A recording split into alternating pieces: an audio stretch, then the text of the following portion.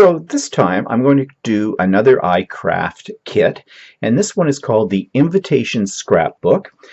It looks very nice. It looks like it's probably very easy. It's got 9 pieces, it says, of black and craft cardstock, so you can make 2 of these from the kit, and as I've said before, the kits are very reasonable. I pay about $10.99 per kit in Canadian funds. And it says this scrapbook can accommodate 15 photos, and the final size of the scrapbook is 6 by 6. On the back they have a diagram of the pieces that are in here and how many there are, and it shows you a picture of what the final scrapbook looks like. So let's open it up and see what we have in the package. Okay, so we have a set of instructions, which is good. They seem to be putting these in all of their scrapbook kits or all of their album making kits now. Before they didn't.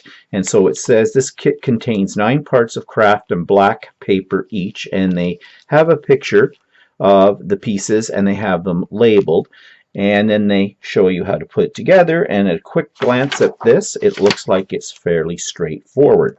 So let's take out one of the kits, and we have 2, one in black, one in craft, and I have to figure out how to open this package first. So let's work on the black one. Actually, maybe work on the craft one. Something different. I usually work on the black ones, but we'll do the craft. And let's see, let's identify our pieces according to the diagram. So we're supposed to have, well, let's lay them all out first of all. Just move that out of our way for a second. So there's 1 of whatever that is, 2 of these, 2 of these, 2 of these, and 2 of these. So I'm going to get out a pencil, and I'm going to mark on each one of these if I find a one that writes. Give me a second here. Okay, let's use a pen. All right, so this one with the flap looks like it's base, and they call that base 1. So I'm just going to label here because I'm going to cover these up afterwards anyways with background paper, so we'll never see. So base 1. And they mark this part as A and this part as B. Okay. Then these 2 pieces look like flap 2, flap left and flap right. And I guess it doesn't matter which is which. They're both oriented this way. So flap 2, left, flap 2, right. Okay, so we've got those. Then we have these. These are more flaps. Flap 3, left and right. Again, doesn't seem to matter which is which, but I have got them oriented the same as in the diagram. And that's the right. And we have these 2 pieces, which look like they are also called flaps, left and right, 4. They're oriented this way, so flap 4, left, flap 4, right. And then 2 more pieces remaining, and these are called belts, belt 5. They're both oriented this way. So belt 5, belt 5. Okay, I've got all my pieces labeled, so let's get started. I'm just going to move these over here. And it looks like they're taking the base first. It says fold the score lines towards the center of the base. So there are double score lines here. So I guess to give you a bit of a hinge, so we'll fold the first ones closest in the center, and I'm using my bone folder to give them a good crease. And then, though I find the score lines very helpful, I I think they could be a little bit better scored. In fact, I think I'm going to take my ruler and my bone folder, and I'm going to go over this score line a couple of times just to, oops, make sure.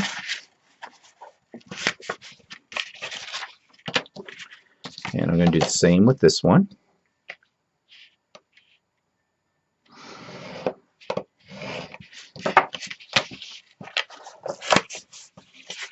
They look like they do crack a little bit on the craft paper, so you might want to be aware of that. We can always fix those up later though. Okay, so we have this contraption right here. I just heard my washing machine's signal go off, so I'll be right back. Okay, I'm back. Sorry about that. It's laundry day. So let's go to step 2. Step 2 says attach the flap to left as shown to the side of the base. Left to flap.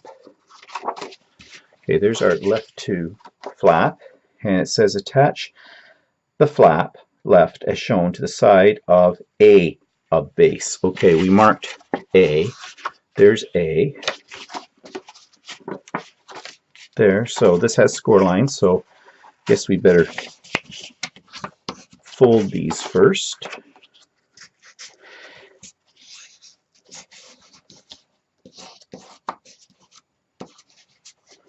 Okay, so it says to, now, this is where the diagrams, as you've heard me say in other kits if you've seen the videos, that these are difficult to really see clearly. It looks like they're taking the little flap, facing it down, and attaching it. Now they're saying to A.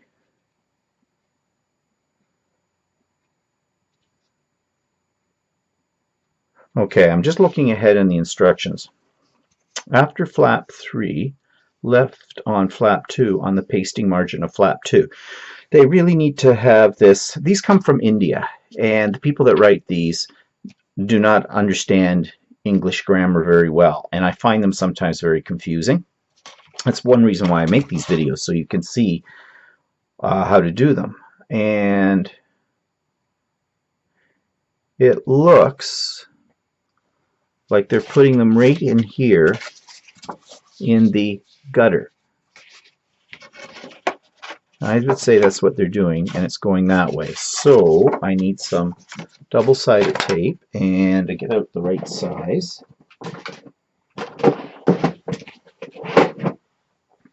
This is, I think this will work. Yep. Okay, so we're just going to put that on this flap.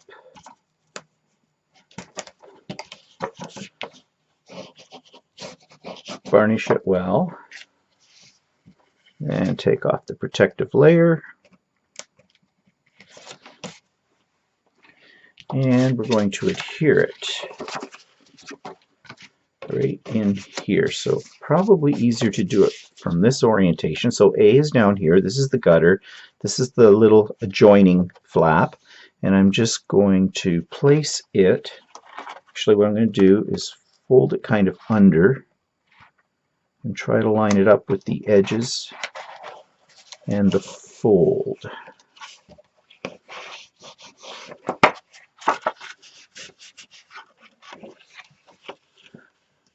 So, okay, did I do this right? I have a feeling this isn't right.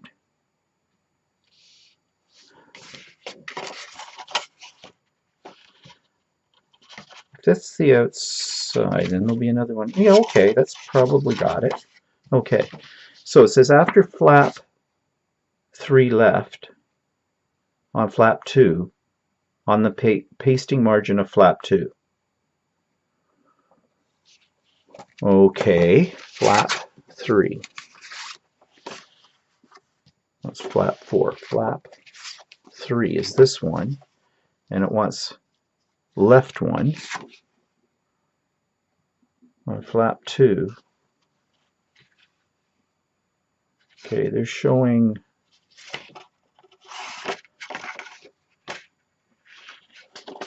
okay, let's do the score line first. So they're showing this. Okay, get this oriented. This is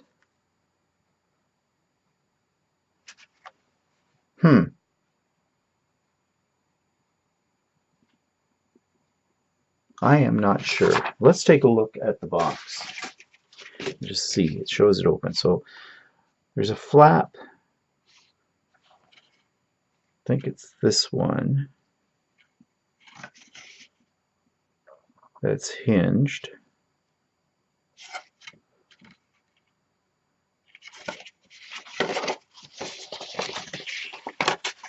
That would probably go over there, and then there'll be that other flap there. So, okay, I think they're putting this one,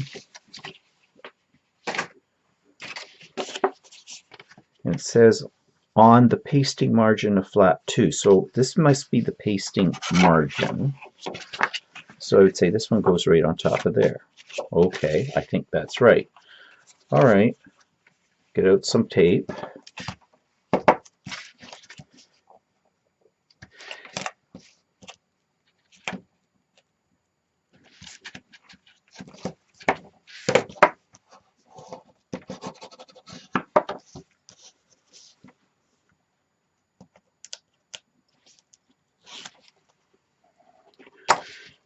Let's see.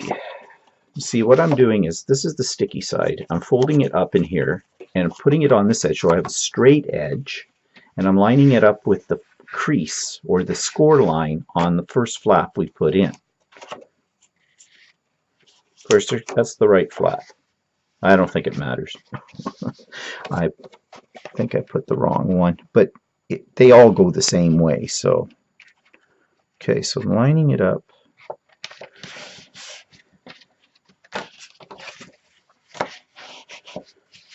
Then it says, after flap 4, left on flap 3 on the pasting margin of flap 3. Okay, I think then this is the smaller ones.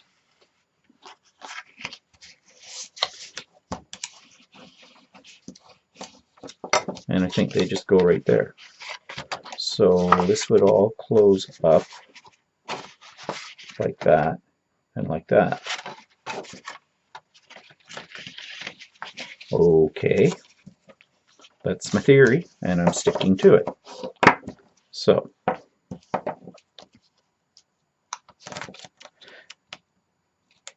now I assume when I have this side done, the other side goes together in a similar fashion.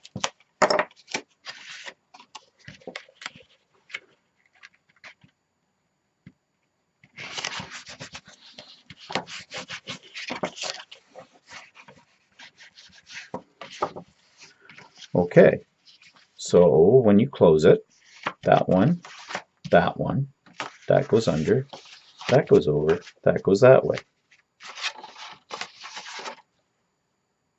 And I'm just looking here at the bottom diagram. And yes, I think I've got it together right. So what I'm going to do is I'm going to go off camera, finish this side because it's exactly the same as this side, and then we'll put the belt together. Okay, so I've attached the flaps on the other side, and so this is what it looks like when you get it all together. So basically you have these two small flaps that fold into the center, then these two larger flaps that basically overlap each other. And I notice this one's a little crooked, so I'm just going to do a little fudging here.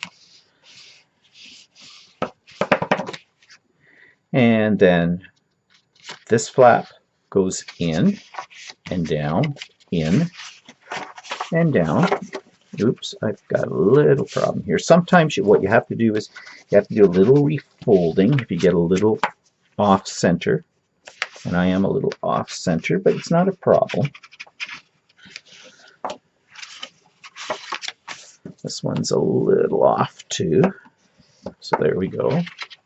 That goes under. Little crooked. We're just going to Scritch it, that's a technical term in craft making, scritching. Okay, and then that flap goes over, and that flap goes over, and there we go. Now, it doesn't look like much right now, but once we get it decorated, it will. So the last thing is to do the belt that holds this together, and both are the same.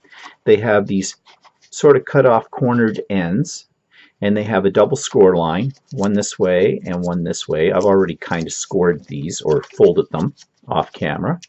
And I've put a little piece of tape, double-sided tape, on this flap because according to the diagram, that's the connector.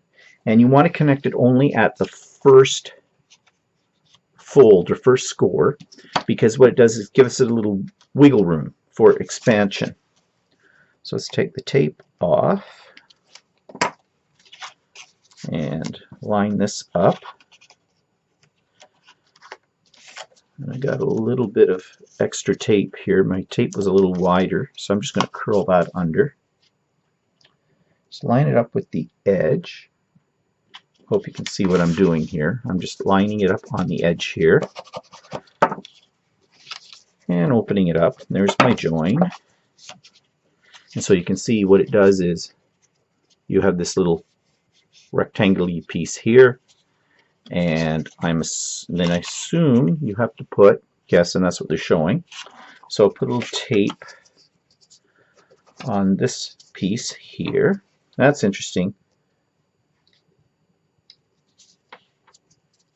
Flaps are different sizes. Yeah, they put the score line in a different spot on these. Not a major thing, but you see this one's just a little bit wider, so I can get the whole piece of tape on without any overhang. Okay, bring this one over. Let's line it up.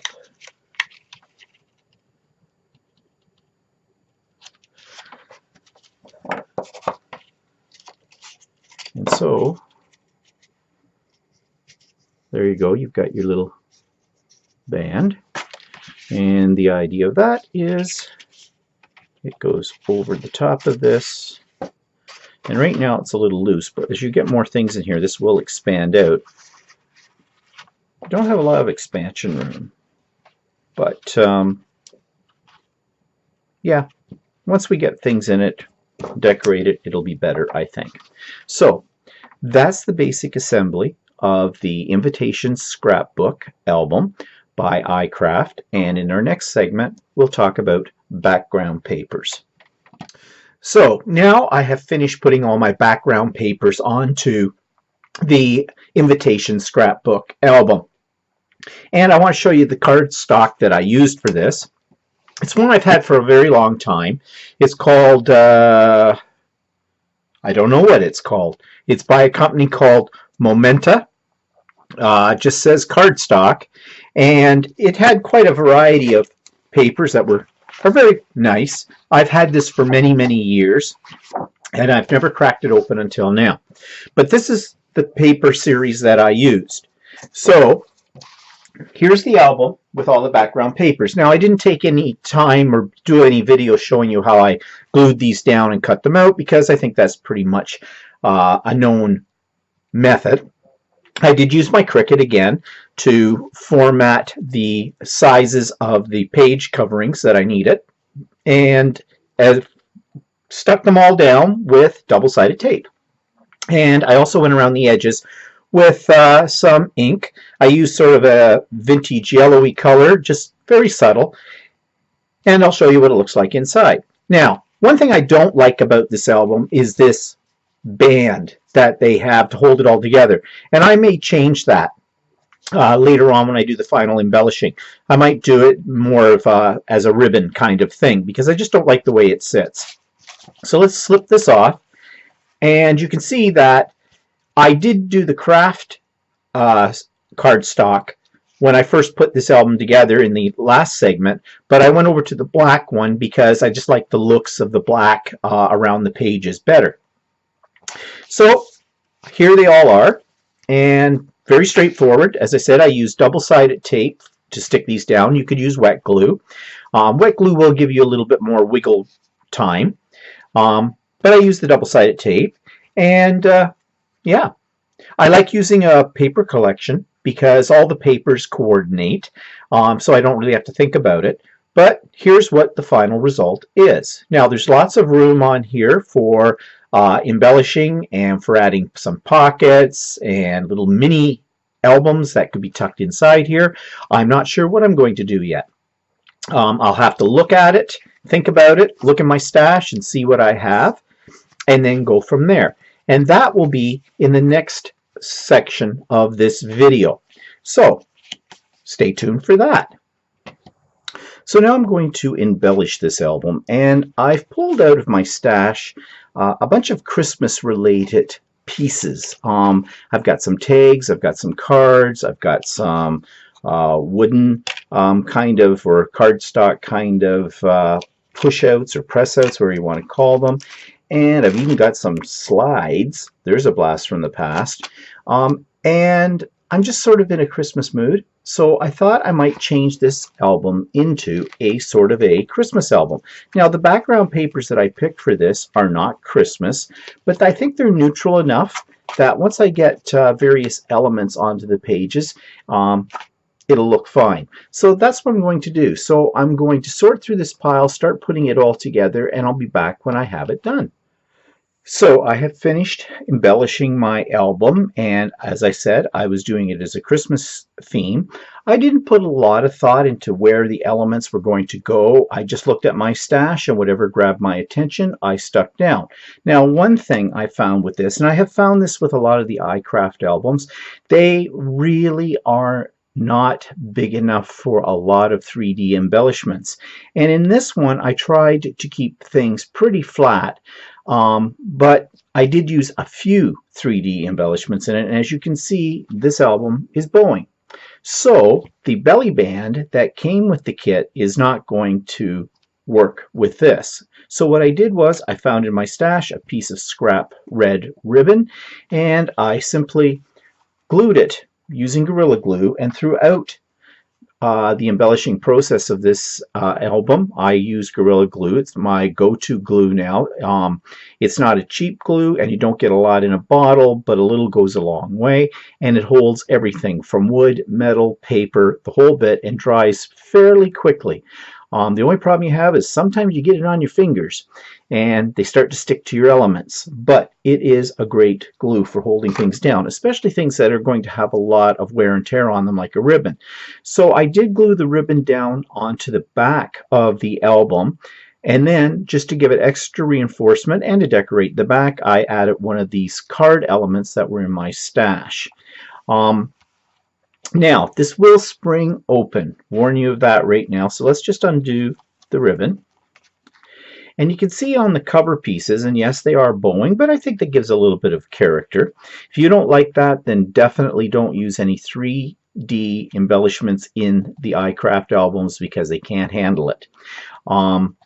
So in order to, since these closures, if this had been completely flat, would meet in the middle, and they don't now, I added this particular element. It is a heavy cardstock piece that you just punch out from a board of these. It came in one of the collections of Graphic 45's Christmas papers that I've had for quite a while, and I bought a deluxe set. So with the deluxe set, you'd often get one of these panels of almost like chipboard. Well, they are chipboard elements. So I just put that there to, bridge the gap, so to speak. Now, when you open it up, and as I said, it will spring open because this one is pretty full, you'll see that I put some elements from another embellishment pack. I think it was a Bo Bunny Christmas theme pack. I thought the deers were kind of cute and added those, but I'm also using them as tag holders. And I do this throughout my albums. I often use partially glued down pieces as sort of like clips, like you can see here. There's a clip with these under this little tag embellishment, and your elements just tuck underneath that. I used quite a few of these throughout. They are smaller because the album's smaller, so getting a picture on them might be difficult, but what you could do is use them for journaling or for small ephemera, or you can just remove them completely and slip in a picture underneath this little clip. And I made the deer a clip as well, and the same on this side. So then when we open up these flaps, what I've added to this, and I did this throughout the album, is I allowed elements to overhang the edges of some of the pages. So you can see here's an example of this. These overlap. Now, I left these blank, and they came from, I think, a Heartfelt paper pack. And Heartfelt paper packs are great for making cards and things like this because they have all these cut apart elements that you can use. And I used some of my Christmas stash of elements that came from the dollar store, like these little silver stars and these little jewels. They're just cheapo things that came from the dollar store, but they work, I think, very effectively. So you open up these flaps, and you see you get this panoramic effect with all kinds of things layered. And I do like to layer in my albums, and that's why my albums get a little thick. So in here, again, I'm using some of these chipboard elements as clips. I had a tag in my stash that I dressed up that I made for some other project. This is another one of those cutouts from the paper pad, Graphic 45, and it just tucks under here. I just put a little glue around the edges and leave two of the edges free so I can tuck things in. Same here. And I did a similar thing on this side as well. Now you can see some of these I'm letting just pop up over the edge because I kind of like that effect when the album is closed. I just think it gives it a little bit of depth. And in the center part, I used a couple of these Heartfelt cutouts that are meant to actually go on the front or in the inside portion of a card you might be making, but I use them here. I used a corner punch, a fancy corner punch, to cut these little, I don't know what you call them, embellish corners, I guess. And I did that throughout on a lot of the pieces just to dress it up, and I think it makes it look kind of Christmassy. Here's another example of using one of those chipboard elements as a clip, and I created basically a pocket by layering two of the cards together. I had to cut them down a little bit, and the pieces that I cut off I used in different spots, here and here and here. I didn't throw those away. I used the sentiment that was on it as an additional textural element. This was a plain tag I had laying around. It's plain on the back, so again, a small picture or some journaling or whatever, ephemera. And on the top there was one of these tab punch outs, which is on the chipboard. I just added to the top, and I'm letting these just peek over the edge, sort of like tabs. So we open up the pages a little further. And again, I'm doing that layering technique. I'm creating pockets out of some of the larger cards. I just cut them on the diagonal. And I went around most of the elements, although not all of them. You can see that I have done this. I went over them with some oxide ink in a deep green and a deep red shade, just to add, again, a little bit of shadowing on it, which lifts the elements from the page. And here again, I made a corner pocket, slipped in one of these cards, and this is what I'm talking about with this special punch that I have. It makes these little, I don't know what you would call it, but it's kind of cute. And in this one's case, I just added a chipboard element and just added it as a little holding device for this. This could be a journaling card. A picture could go on the back, whatever the recipient of this might like. And I just sort of mirrored this page to this page. I used some slides way back a long time ago. They came out with all these blank slides, you know, the kind of thing that you used to put in a projector. And they're the frames, actually. And they made some for Christmas. I had a package of these laying in my stash. I haven't used these in a long time. That was one of those little trendy things that sort of came and went. And so I thought, well, this might be a good use for them. Again, it just frames these chipboard elements, and it allows me to lift them a little bit and create that 3D effect, which basically is making my whole album bow. Here I had two pre-made tags that I had made at some point in time, and I thought, well, I might as well use them. And I added this little stamp. That, again, this was in my stash. These were from other projects I had done, and these were probably the leftovers. Same with these little elements on there. So really, it didn't take me any time to create these for the album. I just stuck them down, and I put them on these little flaps as a little door. You open it up, and on the inside I have these two pre-made cards from Heartfelt, and this is the last page, and in here we have a couple more of the cards from that. This was actually a leftover from a sheet of paper. You can see what it looks like on the back, and it had some text on it. I just added one of my dollar store embellishments to it and tucked it in there as another element.